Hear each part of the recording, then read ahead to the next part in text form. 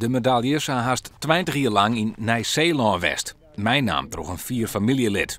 Maar nu binnen ze weerom in Boeren. Dat ze thuis jaren. Dat blijdschap van neef Fouke Dillema.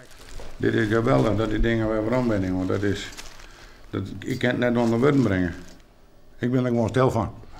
Fouke Dillema wie een tiergegoeie atlete eind jaren 40. Maar zo een man wezen neffens het boen. Het had de atleten die in de tijd van Fanny Blankers-Koen tiergegoed presteerde een trauma opleveren. Ze woeren niet meer met de medailles te krijgen en hield ze voort. Ja, met een lelijke holle. En zie ik zei van Jan Boeren er begon en nou wat ze ermee die en dit, nou ze die er niks mee. En toen hier daarna zei van nou was ze kwijt.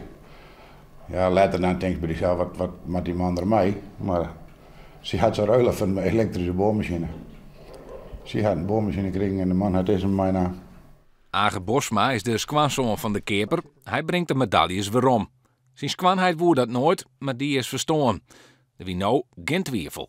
De familie wist altijd wel die medailles moest weer weerom bij het thuisjaren. Dus en daarom hebben ze weer weerom nam. Dat wie voor hem geen discussie? Nee, helemaal niet. En nou binnen ze weer thuis. Dillema wil dat de medailles een mooi plak krijgen. We zijn er net heel uur uit.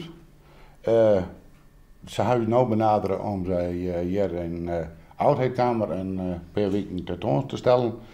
En ik denk dat we daar gehoor aan moeten. Ik vind ze maar een plakje hebben voor de eeuwigheid. En die moet ergens in een museum of een sportmuseum of weet ik veel, maar daar is ze thuis.